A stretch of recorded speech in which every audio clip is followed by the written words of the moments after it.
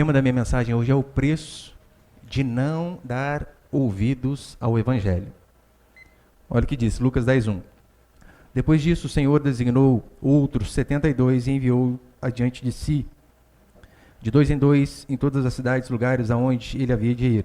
Algumas versões estão 70, né? Mas 70, 72 é que dá uma diferença ali nos manuscritos, por isso vai ver, mas não influencia nada. Verso 2. E dizia-lhes: na verdade, a colheita é grande, mas os trabalhadores são poucos. Rogai, pois, ao Senhor da colheita para que mande trabalhadores para a sua colheita. Ide, eu vos envio como cordeiros para o meio de lobos. Não leveis sacola, nem bolsa de viagem, nem sandálias, e a ninguém cumprimenteis pelo caminho. Em qualquer casa em que entrardes, dizei primeiro: a paz esteja nesta casa. E se nela houver algum filho da paz, a vossa paz repousará sobre ele. Caso contrário, ela voltará para vós. Ficai nessa casa, comendo e bebendo do que tiverem, pois o trabalhador é digno do seu salário. Não andeis de casa em casa, e em qualquer cidade em que entrardes e vos receberem, comei do que vos for servido. Curai os doentes que nela houver, e dizei-lhes: o reino de Deus está próximo. Essa parte eu já preguei a semana passada, há 2 semanas, né, que tinha a ver com isso aqui, e eu vou enfatizar mais do versículo 10 ao versículo 16, que diz assim: mas em qualquer cidade em que entrardes e não vos receberem, ao sair pelas ruas dizei: sacudimos contra vós até o pó da vossa cidade, que ficou em nossos pés. Contudo, sabei isto: o reino de Deus está próximo.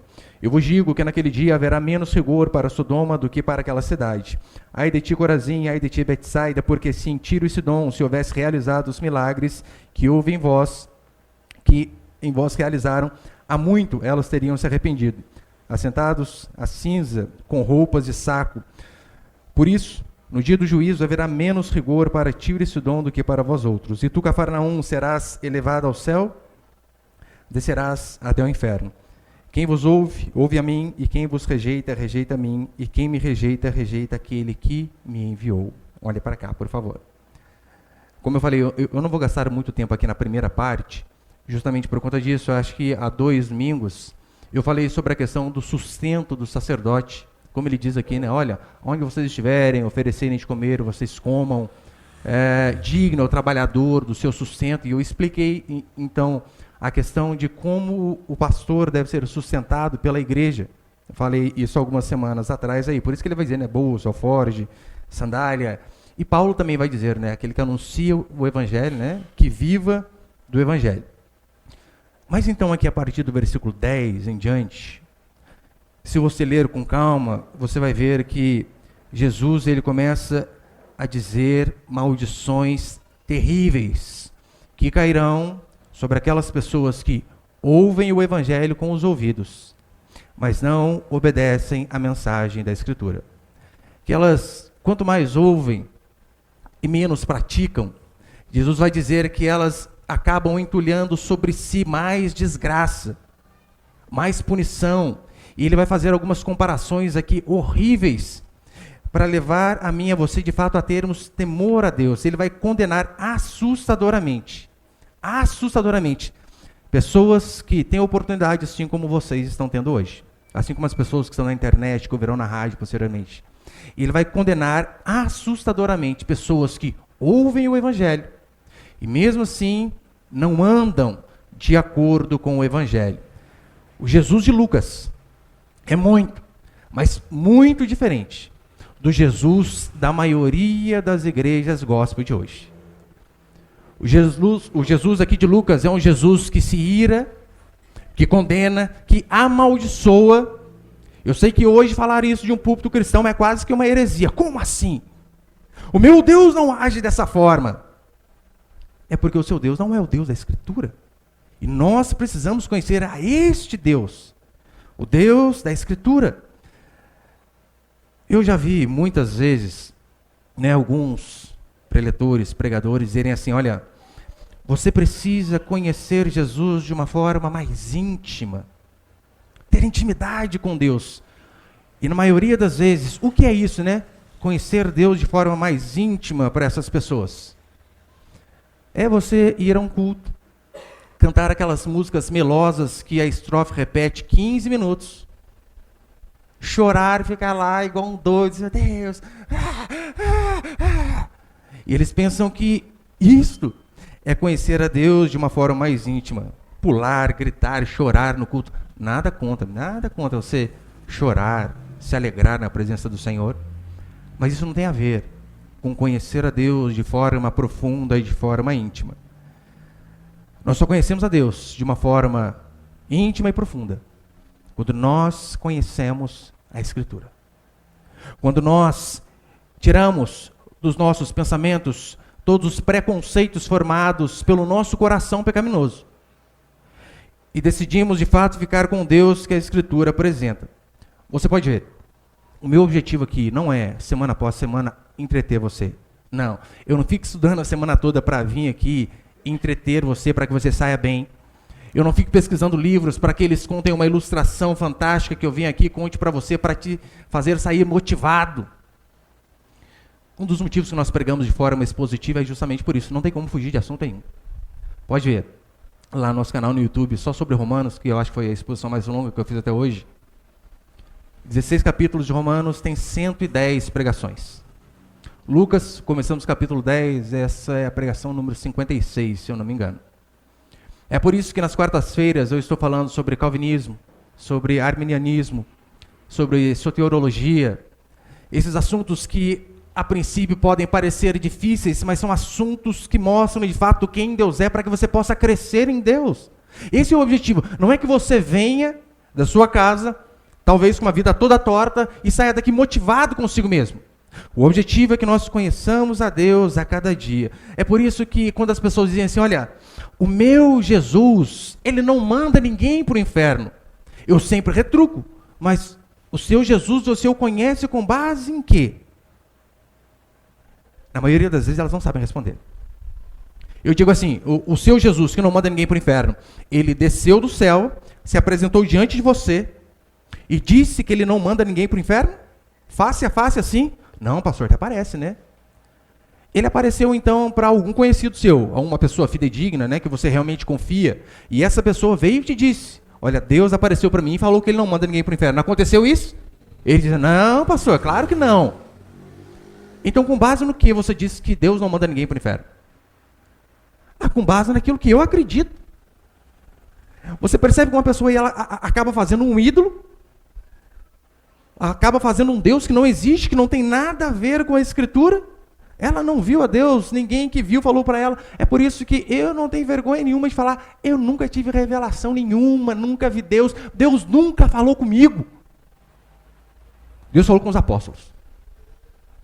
E esses homens que deram a vida, porque viram esse homem, eu confio no testemunho deles. E é sobre o Deus que eles pregaram que eu prego constantemente. É assim que eu e você conhecemos a Deus. Não devemos fazer um Deus a nossa imagem e semelhança. Porque ídolo, você pensa que ídolo é apenas uma imagem moldada de gesso, madeira, ou seja lá qual material for. Não, não é. Atos vai dizer que Deus, o Deus de muitas pessoas, também é aquele formado pela arte e imaginação do homem. Aquele Deus onde você usa meio que um Frankenstein, né? Você pega, calma aí, essa passagem que eu gosto, opa, põe aqui. Opa, puxa essa aqui para cá, esse Deus eu gosto. Ah, não, Apocalipse, o que é Deus tirando? Não, esse corta. Não, não é Deus. Esse não é Deus. E com base nisso, eu quero passar 2 princípios hoje aqui. Põe ali o primeiro, por favor, Miguel. O primeiro princípio é o seguinte: rejeitar a igreja é rejeitar a Cristo. Olha o que vai dizer o versículo 16 de Lucas 10. Quem vos ouve, ouve a mim. E quem vos rejeita, rejeita a mim. E quem me rejeita, rejeita aquele que me enviou. Aqui, não é os apóstolos, não são os apóstolos que estão indo. Jesus chama 70 discípulos, comissiona-os e diz assim, vão e levem o evangelho.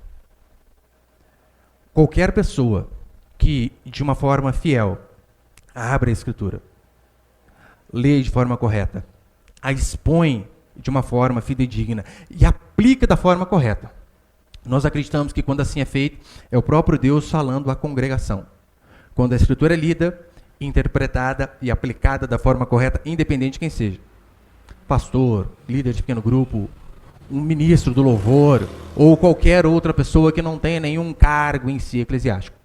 Quando a pessoa lê a Escritura de forma correta, interpreta da forma correta e aplica da forma correta, é como se o próprio Deus estivesse falando à igreja. Então, quando você, de forma deliberada ou se fazendo de sons ou sonsa, decide não dar ouvidos àquilo, o que você está fazendo é não dando ouvidos ao próprio Deus. Você está rejeitando o próprio Senhor.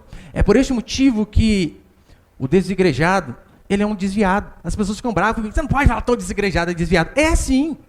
Porque o que é o desigrejado? É aquela pessoa que, ela diz que ela acredita em Deus, mas ela não consegue se sujeitar à igreja, a um pastor, a estar junto com os irmãos. A pessoa que diz assim, já viu aquela frase, né? Mais ou menos no sentido, né? Fora da igreja, mas sempre com Deus. É desviado, irmão, é desviado. O que essas pessoas, na verdade, estão dizendo é o seguinte: eu, como não tenho coragem de dizer, eu quero uma vida de pecado e que ninguém me cobre, o que eu faço? Eu digo que eu tenho Deus, mas não vou à igreja. Simples. Mas o que ela está dizendo, em outras palavras, é: eu apenas quero pecar em paz, sem que ninguém venha me cobrar. Ah, pastor, mas calma aí. Eu conheço pastores picaretas, sem vergonha, e tem, infelizmente tem. E aos montes. Não queria dizer, mas tem aos montes. Mas não apenas pastores picaretas, homens de Deus também erram, falham. E as pessoas às vezes pegam um erro, às vezes de um servo de Deus, e por conta daquele erro eles dizem, nunca mais vou à igreja. Você faz assim com a medicina? Alguém já fez isso? Olha, isso aqui não é piada. Esses dias ligaram na minha casa, do hospital regional aqui perto, e minha mãe faz 1 ano que ela faleceu, e ligaram lá, e, aqui do hospital regional e tal, né? Eu pensei que ia falar alguma coisa referente a ela, né? É do contato da Benedita Terezinha da Silva? Sim. É minha avó, a mãe da minha mãe. Então, saiu o exame dela, para ela vir fazer. Eu falei, moça, fazem 10 anos que minha avó morreu. 10 anos. Tem gente assim? Infelizmente. Tem médico picareta? Uma vez eu assisti uma matéria no Fantástico dizendo isso, né? Se eu não me engano, chama a máfia das próteses, onde médicos que juram ali, né, na formatura, fazer o melhor para o paciente. E então esses médicos, que eles faziam? Eles operavam as pessoas sem ter necessidade, simplesmente para ganhar comissão em cima da prótese que a empresa vendia. Você imagina abrir você simplesmente para ganhar comissão? Médicos formados. O que você faz diante de médicos picaretas assim? Nunca mais vou procurar médico, eu vou me operar. Você está com um problema, o que você faz? A faquinha de pão lá, né? Abre, costura com a agulha depois. Você não faz isso. Quando você encontra médicos sem vergonhas, o que você faz? Você procura médicos melhores, que também tem aos montes. Mas por que em relação à igreja, se um pastor erra, ninguém presta mais? Nunca mais vou procurar ninguém. Nunca mais vou à igreja. É apenas desculpa para pecar em paz. E aqui nós vemos Jesus condenando os pecadores impenitentes. O que seria o pecador impenitente? É aquele que não quer se arrepender. Eu sei que às vezes, dependendo do pecado, algumas coisas nós somos confrontados e vai um tempo para haver determinada mudança. Mas é necessário que haja a convicção de erro e que haja o desejo de mudarmos quando nós somos confrontados. Aí o meu Jesus não condena ninguém. Engraçado, né? Aqui ele está condenando. Nunca leu Apocalipse? Aqui também, ele está condenando, falando um monte de maldição em cima do povo. Como assim? Você nunca leu o Antigo Testamento, onde Moisés vai lá e pede para metade do povo ir ao Monte Gerizim, metade ao Monte Ebal, e olha, vocês vão proferir as bênçãos sobre o povo de Deus, a bênção sobre aqueles que obedecem, e vocês as maldições sobre aqueles que desobedecem à palavra do Senhor. Portanto, quando você ouvir assim, olha, eu prego Jesus, mas um Jesus que não julga e que nem condena, um Jesus que não é como o Jesus malvado dos cristãos, principalmente dos reformados, né? Não, meu Deus não é como o Deus deles. Se você ouvir essa frase, que eu não prego um Deus de ira, um Deus que condena, eu te aconselho, levante-se e vá embora. Não volte mais a essa igreja, porque este é um falso homem de Deus. Está ali apenas para enganar você. fuja, porque essas meias verdades são piores do que mentiras completas. Essas pessoas que às vezes pegam uma parte da Escritura, porque é verdade que Deus ama? Óbvio que é. A Escritura deixa explícito, né? E Deus amou o mundo de tal maneira. E então eles dizem, por isso que eu não prego Jesus que condena, eu prego apenas Jesus que ama. Ou seja, é uma parte da verdade, é uma meia verdade. E uma meia verdade traz mais desgraça do que uma mentira completa. Se Jesus tivesse pregado o evangelho que a maioria dos pastores prega hoje, ele jamais teria sido crucificado.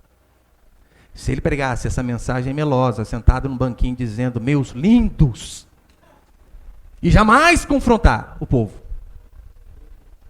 ele jamais seria crucificado. Por isso a importância de você, né, como diz a Escritura, olha, vede como ouvis. Preste atenção naquilo que você está ouvindo. O Senhor, ele é extremamente misericordioso para com o pecador arrependido, de dar inúmeras chances, mas com pecadores arrependidos, com aqueles que ouvem a mensagem de forma sistemática e ainda assim não se arrependem, não mudam de atitude. Você vai ver, ele é implacável. Mais do que com os ímpios. Implacável.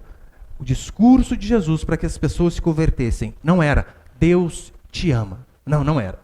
Essa é apenas uma parte do evangelho. Se você ler Lucas e Mateus, você vai ver, tanto Lucas como Mateus, eles sintetizam a mensagem de Jesus em uma frase. Arrependei-vos, porque está próximo o reino dos céus. Pastor, isso significa que Jesus apenas pregava isso? Abra uma Bíblia comigo lá, né? Arrependei-vos, porque está próximo o reino dos céus. E para vocês eu vos digo, arrependei-vos, porque está próximo o reino dos céus. E para vocês também. Significa que ele falava só isso? Óbvio que não. Eles pegam todo o discurso de Jesus durante 3 anos, e então eles sintetizam em apenas uma frase. A mensagem do arrependimento, porque o reino dos céus estava próximo.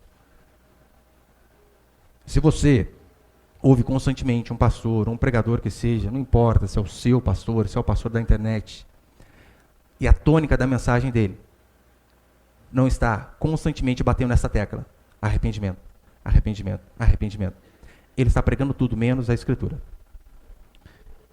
Foi assim que os discípulos descreveram a mensagem do nosso Senhor. A advertência. Por isso que Jesus, ele expunha os erros das pessoas.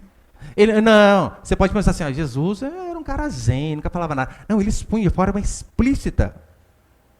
É por isso que os homens de Deus seguiam o mesmo caminho. Você lembra exatamente o que João Batista fez? Ele chega lá diante de Herodes, rapaz, não tinha lícito possuir a mulher do teu irmão. Meu irmão, você fala isso para um rei, que tinha o poder de arrancar a sua cabeça, e de fato arrancou, né? Óbvio. Homens de Deus seguem o exemplo de homens de Deus do passado, dos profetas de Jesus Cristo, e confrontam. E você vai ver que um tratamento muito mais rigoroso vai ter, sabe para quem? É para vocês aqui, ó. Para vocês, para nós, que constantemente ouvimos a palavra. Eu acho tão interessante a vida do profeta Jeremias, que Jeremias, ele prega durante toda uma vida, acordando de madrugada e pregando até a noite, em lágrimas, chorando. E Jeremias vê o povo pecando. E ele, em lágrimas, dizendo, olha, vocês precisam se arrepender dos seus pecados, porque se vocês não mudarem de atitude, o que vai acontecer? A Babilônia vai vir, vai destruir vocês. Arrependam-se, mudem, deixem esses deuses pagãos e voltem para o Senhor. Essa era a tônica da pregação de Jeremias. Então, os falsos profetas pregavam diferente. Havia um homem chamado Ananias, que a mensagem dele era um pouco diferente de Jeremias. Sabe qual era a mensagem dele? Jeremias disse que vai vir desgraça sobre vocês. Não vai não, gente. Deus é amor. Até parece um Deus bravo desse jeito, né? Parece muito com aquilo que nós vemos hoje ou não? Você consegue perceber que mudam-se os tempos, os profetas, mas sempre vai ter o lado da verdade e o lado dos falsos. Jeremias era categórico em dizer, se vocês, povo de Deus, a pregação dele era para o povo de Deus. Se vocês, povo de Deus, não se arrependerem dos seus pecados, as suas mulheres serão estupradas, seus filhos serão mortos, seus homens serão decapitados, aqueles que não forem mortos à espada serão levados como escravos para a Babilônia. Por isso arrependam-se.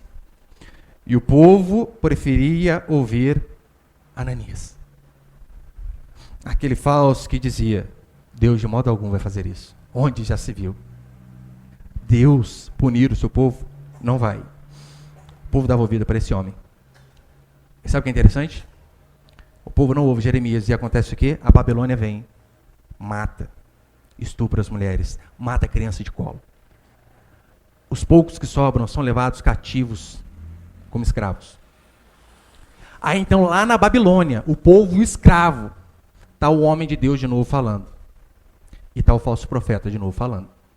A diferença é que lá o falso profeta dizia assim: ó, pessoal, deu errado, né? O que eu falei ali, né? Deu errado, felizmente. Mas nem isso ele assumia. O seguinte, a gente está aqui, estamos sendo escravos, mas é por pouco tempo. 2 anos a gente volta para casa, fica em paz. E Jeremias está ali, ouvindo aquele falso dizer. Põe ele, por favor, Jeremias 28:8. Olha o que vai dizer Jeremias 28:8. Jeremias dizendo assim: os profetas que houve antes de mim e de ti, falando em relação a esse falso profeta, Ananias, os profetas que houve antes de mim e antes de ti, desde a antiguidade, profetizaram guerra, mal e peste contra muitas terras e grandes reinos. Jeremias está dizendo que é o seguinte: o filho do capeta, todos os homens de Deus que vieram no passado, eles profetizaram miséria, desgraça, morte para aqueles que não se arrependiam. Você está destoando da mensagem deles. Alguém está errado? Era isso que ele dizia. E então, sabe o que Jeremias disse? O povo ali, porque você imagina, o povo sendo escravizado. Jeremias: 2 anos voltaremos para a nossa terra. Aleluia! Glória a Deus. Eu sou os profetas de hoje em dia que ficam dizendo, né? A sua vitória está chegando. Quem crê, diga amém.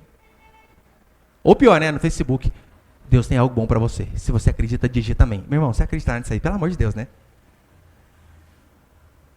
Pastor, eu ponho amém, porque vai que essa vez acertou, né? Esse era o falso profeta? Então o povo escravo, Jeremias vem e diz assim: quantos anos ele disse? 2 anos? Eu vou dizer para vocês o seguinte: 70. 70 anos. 70 anos como escravo, para que só depois vocês possam voltar para a terra de vocês. Em outras palavras, o que ele estava dizendo é o seguinte: vocês vão morrer escravos por conta do pecado de vocês. Seus filhos vão voltar, mas toda essa geração vai morrer escravo. Se ouve isso aí, dá para desanimar, óbvio que dá, né? É por isso que as pessoas preferiam ouvir o outro homem, o falso homem. Mas quem estava certo, mais uma vez, era Jeremias.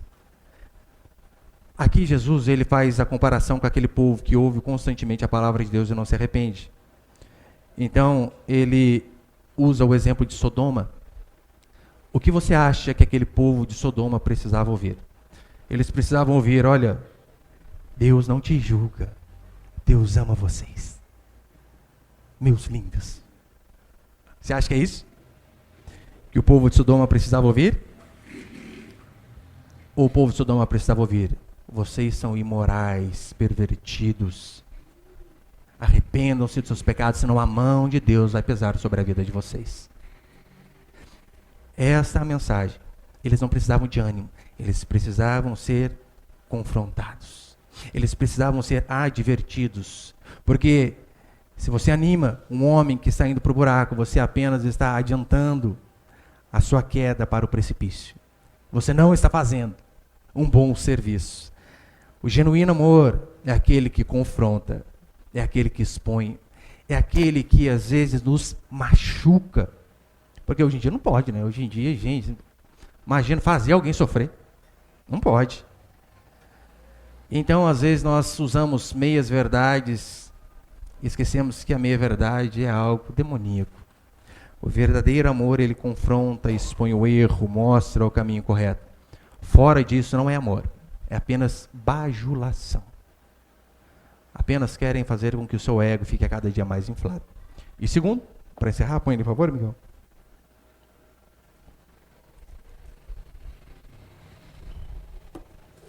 Segundo princípio, A quem mais é dado, mais é cobrado. Acompanhe comigo o versículo 12 até o 15.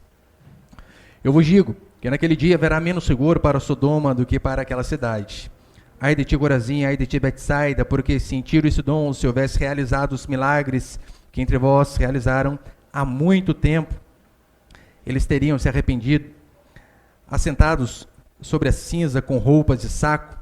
Por isso, no juízo haverá menos rigor para Tiro e Sidom do que para vós. E tu, Cafarnaum, serás elevado ao céu, descerás até o inferno. Haverá mais rigor para vocês. E esse vocês aqui que Jesus está falando, é vocês, aqui ó, vocês aqui, ó, todos nós aqui, ó. Pessoal da internet, tudo. Esse vocês aqui somos nós. Não é eles. Entenda, isso é para você. É para mim, é para todos aqui. Mais rigor haverá para nós do que para Sodoma, para Tiro e Sidom. Jesus aqui, ele está comparando aquelas pessoas que ouvem o evangelho e não se submetem. Ele está dizendo que a vida delas, o castigo sobre elas será uma desgraça maior, não é nem igual, maior do que a desgraça sobre Sodoma. Você lembra como que era o povo lá de Sodoma, né? O povo lá era pervertido nível hard. O povo queria ter relação íntima até com anjo. E então Jesus vem e diz, eles serão castigados assim como foram. Lembra o contexto? Sodoma destruído com fogo e enxofre? É que às vezes você não pensa, né? Imagina aqui, ó, em Sodoma tinha gente igual aqui, ó, pessoa de mais idade, pessoa de meia idade, pessoas com criança de colo. Você imagina uma cidade descendo fogo do céu e consumindo senhoras de 70 anos, que talvez tinham dificuldades para levantar da cama? Você consegue imaginar descendo fogo do céu e consumindo mães com criança de colo? Mulheres grávidas? A gente passa batido, a gente não pensa. Mas foi exatamente o que aconteceu. Pastor, que desgraça. Tem algo pior. É você ouvir o evangelho e não obedecer. Esta é a comparação. A desgraça sobre a sua vida será pior. Se isso não te faz ter temor a Deus, eu não sei o que mais pode fazer com que você tenha. Depois ele vai falar sobre o juízo, sobre Tiro. O versículo 13 ele diz assim, ai de ti, Corazim, ai de ti, Betsaida, porque se em Tiro e Sidom se houvesse realizado os milagres que entre vós realizaram. Tiro fazia parte de uma rota comercial, era um povo muito rico. Bicicleta ainda. Se é uma motona, você pensa, né? Nossa, motona, bicicleta de motor. Olha para cá, por favor. Tiro fazia parte de uma rota comercial muito forte, muito rica de sua época. Riquíssima. Tanto é que em Isaías vai dizer que ali era a feira das nações. De tanta riqueza que passava por ali.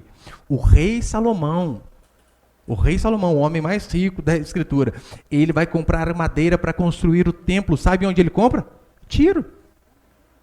Para você ter uma ideia de quão rico era este povoado, essa cidade. Eles eram tão ricos, que Isaías vai dizer que o rei de Tiro, ele era tão arrogante que ele se dizia que era Deus. Tem porquê também, né? O cara dono do lugar mais rico do mundo, eu sou Deus. Exatamente isso que ele dizia.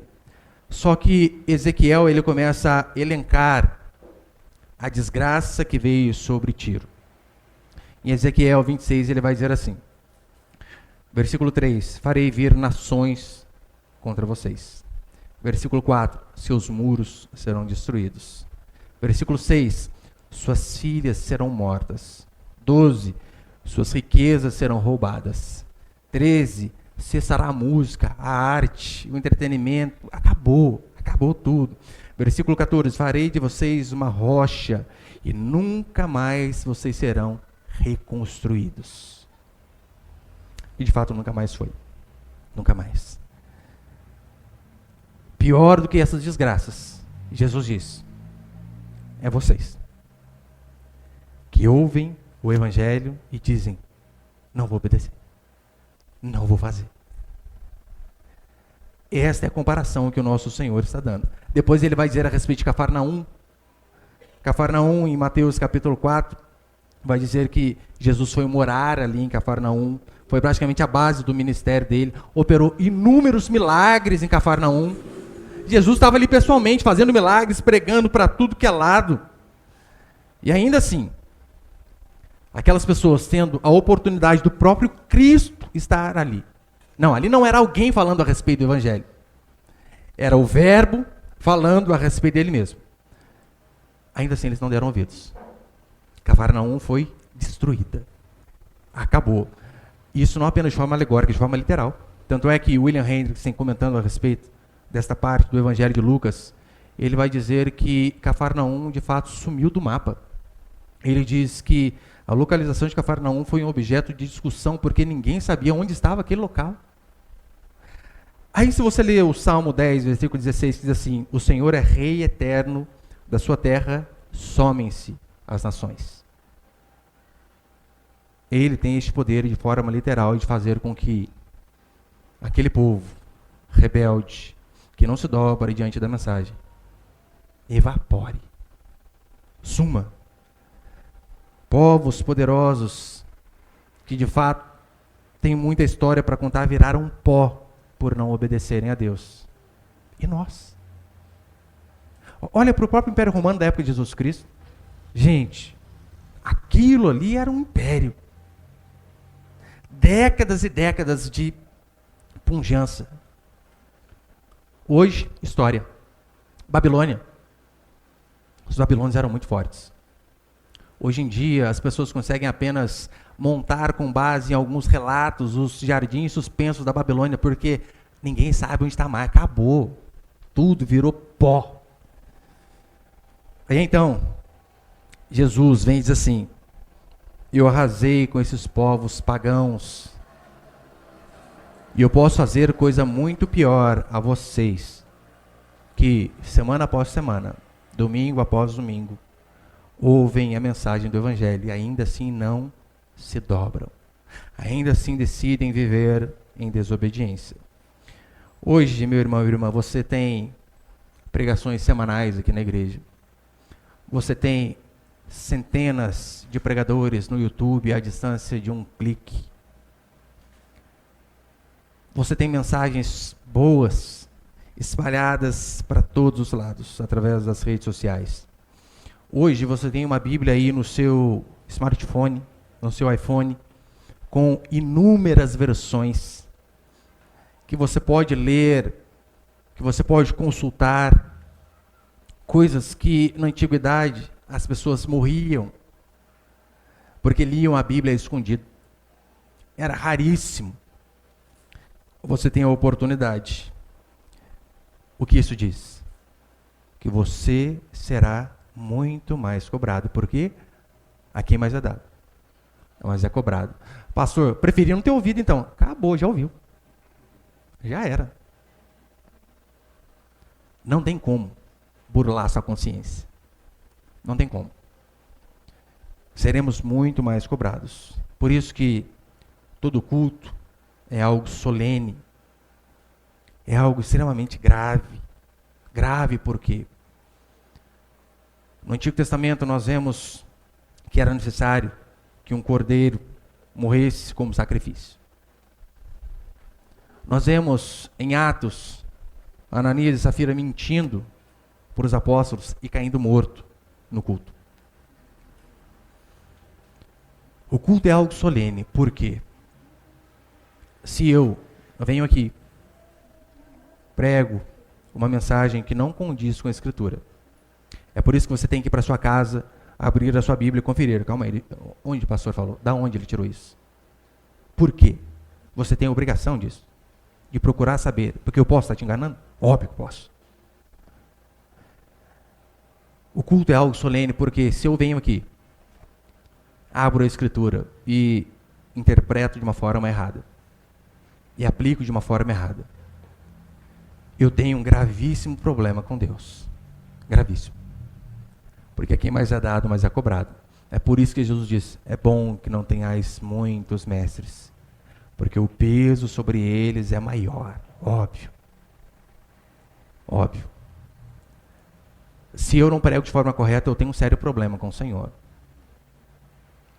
Todavia, se eu venho, leio a Escritura, interpreto da forma correta, aplico da forma correta, e você não dá ouvidos àquilo que Deus falou através da minha vida, você tem um sério problema com Deus. Aí o problema é seu. Você vai ser cobrado pelo seu conhecimento. Graças a Deus, o Senhor tem nos abençoado e nós temos, de fato, buscado conhecer a cada dia mais. Isso é mais cobrança? Óbvio. Mas, além disso, quanto mais eu e você conhecemos, nós temos mais oportunidade de obedecer, de fugir do erro, de, ao invés de ser amaldiçoado como esse povo foi, ser abençoado por conta da obediência a Deus.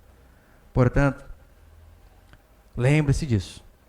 Ouvir constantemente a palavra de Deus e não se sujeitar a ela é desgraça para a sua vida. A única alternativa que você tem é falar: oh Deus, perdoa. Talvez eu tenha tido anos no caminho, anos. Mas ainda assim parece que tem uns pecadinhos de estimação que andam junto comigo e que dá uma dó de abandonar, né? Eu criei isso aqui desde pequeno. Isso traz desgraça sobre a sua vida mais cedo ou mais tarde, porque não podemos flertar com o pecado. Temos que ouvir e, diante de um mandamento que nós não temos capacidade de obedecer por nossas próprias forças, dizer: ó Deus, tem misericórdia deste miserável pecador, porque a minha carne quer fazer o que é errado, mas eu sei que pela força do Teu Espírito Santo eu vou conseguir ser obediente a Ti. E então saber que, do mesmo jeito que a desobediência traz desgraça, o que a palavra do Senhor também diz é que quando nós somos fiéis a Deus, o Senhor também nos abençoa. Amém, meus irmãos?